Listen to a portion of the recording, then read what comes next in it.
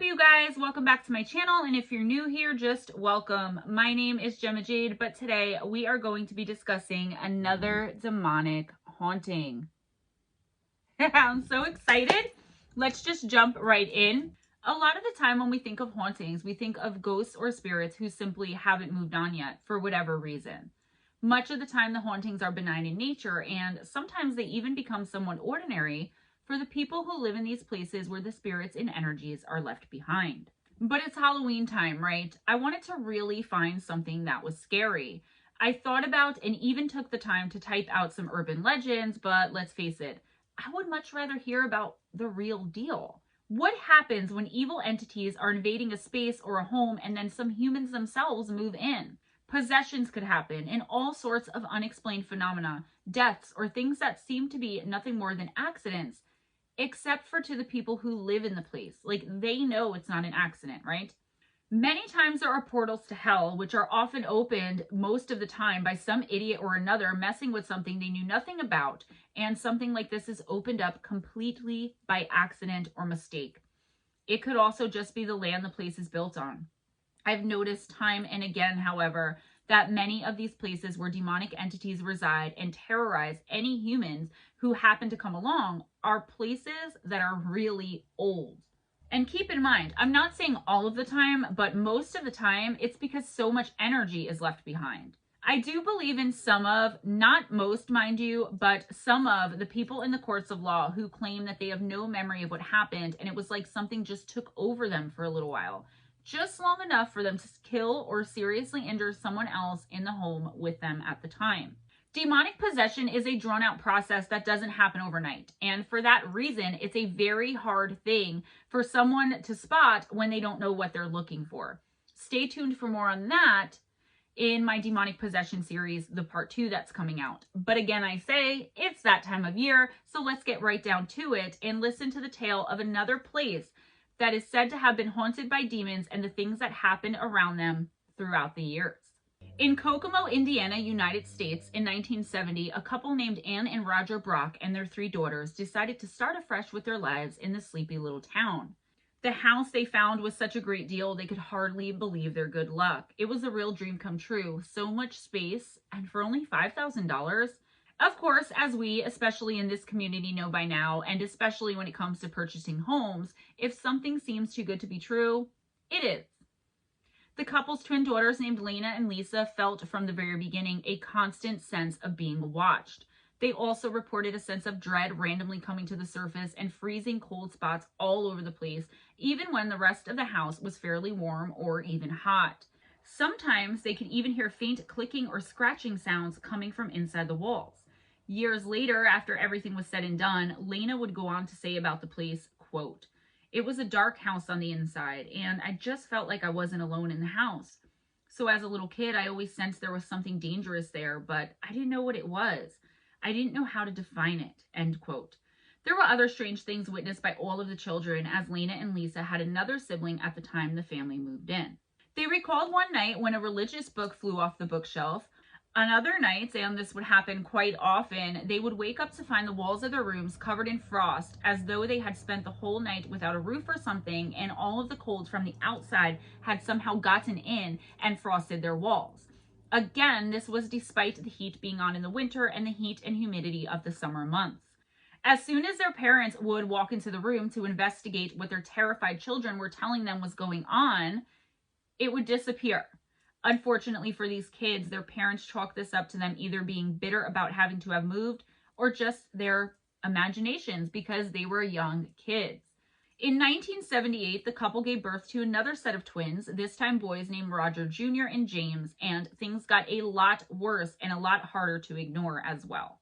This started the appearance of many shadowy figures for one thing, and they began to terrorize the family. Lena would claim that one evening she woke to find a shadow figure that seemed to be dripping water looming at her bedside, and on another occasion, all of the children heard a guttural moan and growling coming from beneath the floor, which was apparently potent enough to make the entire floor quiver and shake. When their concerned father came home and checked things out, he could find nothing out of the ordinary. Of course, I mean, this is what always happens. It goes after the weakest. The terror would continue, though, at least for these poor kids. They would often have frightening encounters, especially at night in their bedrooms, with shadow figures and black blob-like masses regularly being seen by them. Lena would say about some of this, quote, "The first really terrifying moment for me was a night when I was sleeping in the back bedroom on the floor with my two sisters, and I felt the floor move. I felt a wave beneath me like footsteps, and I was only about 13 or 14 years old. Before that, I heard a shuffling of feet moving. We witnessed apparitions several times in the back bedroom. One time I saw what looked like a man on the outside of my house with his face pressed up against the window. Except it wasn't a man. It was a dark creature of some kind." End of quote. The parents, though, still weren't understanding, or maybe they weren't yet willing to see what was going on. Though they did become concerned with the incident with the face at the window, it was the wrong kind of concern. They were still thinking rationally and along the lines of some human element, perhaps combined with their children's alleged larger-than-life and quite creepy imaginations. I mean, it does happen, but how much can you chalk up to imagination? They called in the professionals, and by that, I mean the police. They were concerned a prowler in the night, or maybe some badass kids threw a rock or something through the window sometime during the night. Now, this is what all of the reports say, so I don't understand how they get face in the window to throwing rock, but when you're trying to rationalize something that isn't rational and you can't make your mind wrap around what's actually going on and something is threatening your children, I can't even imagine, if I didn't work in this community and deal with the paranormal like I have my entire life, what I would chalk this stuff up to. So I'm not so quick to judge the parents or blame them, but I do wish this would stop happening, because this was the 70s, and with everything paranormal, like we see it everywhere we turn now, especially on YouTube, right? People are still blind to it, and that's dangerous. Sorry, one of my rants, moving on. The adults weren't seeing anything even slightly unusual, let alone such terrifying things as their children were telling them they were seeing. Although I have to ask myself how usual it was for kids to be making up such dark and horrifying things as what the Brock children were describing to their parents on an almost daily basis. But as always, and again, I digress. They explained the sounds in the walls and coming from the floors as possibly a rat infestation, and the shadow figures, well, those were just their kids seeing things that kind of looked like shadows. Roger was a Baptist minister, and it seems he was just unwilling to see anything otherworldly or, heaven forbid, demonic going on in his own home. This is how these things, this complete blindness by the parents, is justified in many of the articles I found, but I have to say, I would think this would make him even more likely to notice, but I'm actually not sure about that. I know there's a difference between Baptist and Christian, but I don't know what it is. I always thought the devil is the devil is the devil. When interviewed later on to talk about the ordeal of living in the house, Lena would state, quote, "My brothers and sisters, they all saw things too at different times, different manifestations of it. We tried to tell our father. He didn't want to talk about it. We were a church-going family, and we were pretty devoted to our church. My dad was very devoted. He was a Baptist minister at Temple Baptist in Kokomo. He was a Bible reader. He had been trained in theology. He was very knowledgeable about the Bible and Christianity. He didn't believe in ghosts. We weren't taught to believe in the paranormal or ghosts, so we were most skeptical about stuff like that, and we would explain it away. The house was settling, or something was wrong with the plumbing. The only other thing we believed was that there were demons. If there was a God and angels, then there were going to be demons." End quote. In fact, Roger Brock made everyone stop talking about the occurrences altogether, maybe hoping it would just go away if it was ignored.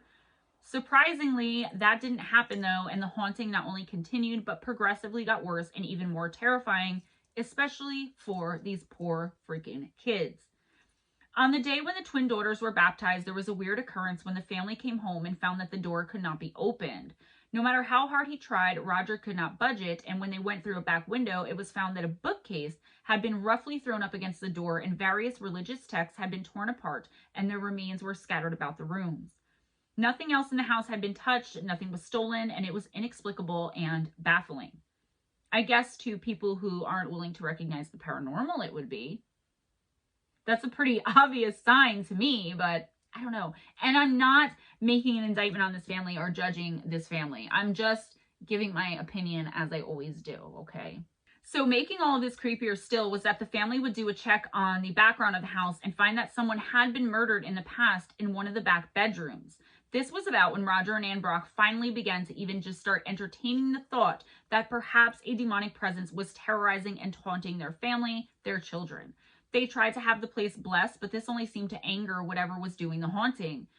One day, a pair of scissors was found buried in the ceiling, far higher than any of the children could have reached, and another time a large chunk of the ceiling actually fell down to come crashing upon Roger as he sat reading his Bible, and it knocked him unconscious. On another occasion, Roger was asleep when he woke to find what he would describe as, quote, a green leprechaun, end quote, biting and scratching at his legs. If there had been any doubts that there was something supernatural in the house, those were gone now.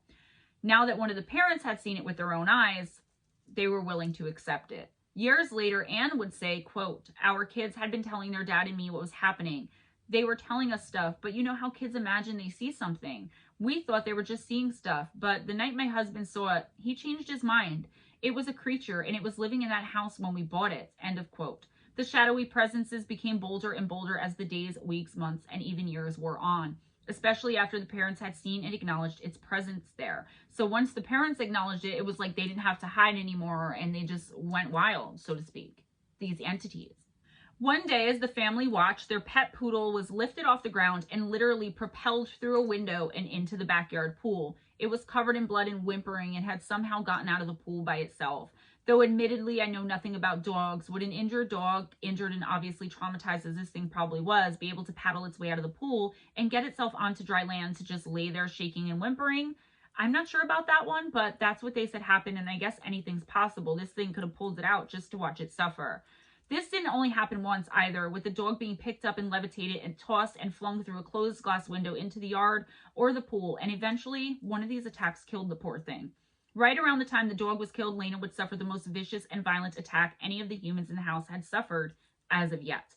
While laying in bed one night sleeping, something put its hand over her nose and mouth, trying to either suffocate or silence her. Nobody knows to this day, and it pinned her down. She couldn't move.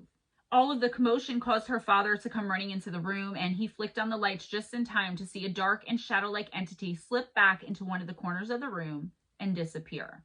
Anne was attacked as well, with a picture frame being lifted off the wall and smashed down over her head as she sat in a chair.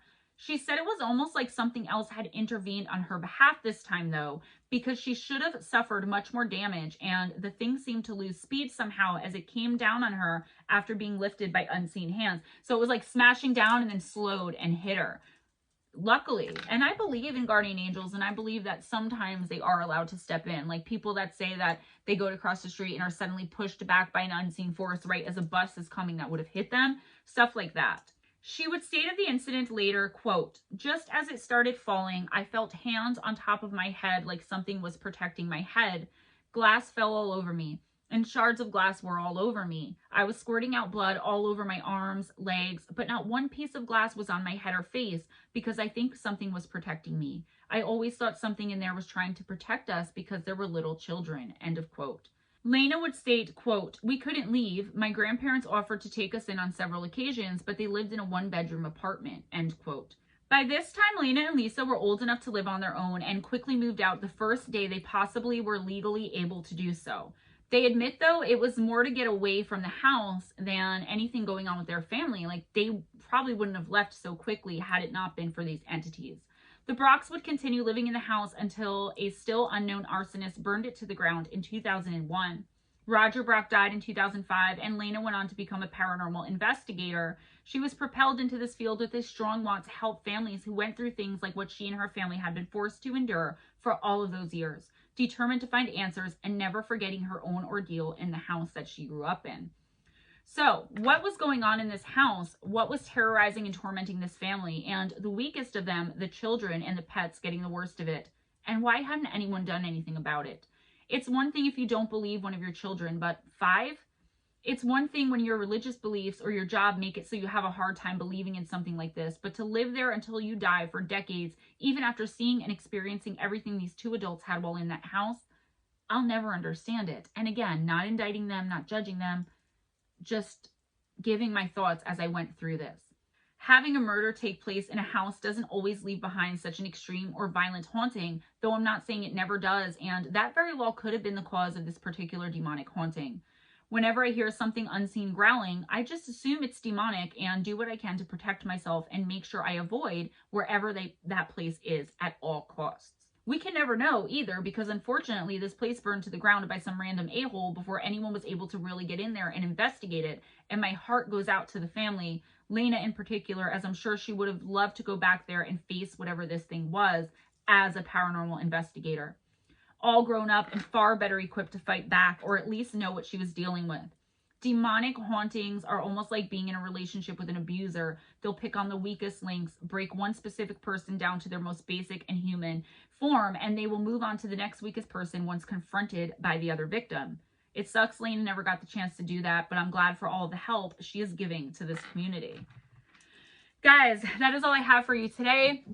Please be sure to give this video a big thumbs up if you enjoyed it, if you enjoyed spending this time with me, if you appreciate the effort I put into it. I don't know, guys, just hit that thumbs up, please. The likes have been going up tremendously since I asked you guys to please give more likes, or to remember to do that, because sometimes I forget too.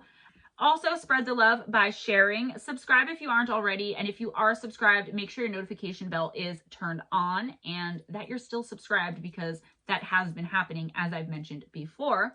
In the description box, you will find links to the 3 live streams I do every week. The 2 on missing persons and mysteries on Friday and Sunday nights, which is Campfire Stories and Fireside Chat with Steve Stockton. All of my Stemites out there, all of my Gemmites out there, right? My Gemsters and everyone involved in the tribe, our little soul family there. I love all you guys. I appreciate all of you. And everyone who's new, welcome. Thank you so much. I have all these new subscribers coming in. I am super duper excited about it. Also in the description box, you will find Justice for Caleb Smith, the first interview we did with April, because the second one is coming soon. I know I keep saying it, but it's spooky season. We're all busy. Let's get through the holidays, but I want to make sure I keep putting that in there so nobody forgets. All right. Also, PayPal, Patreon information, and Amazon wish list gift link.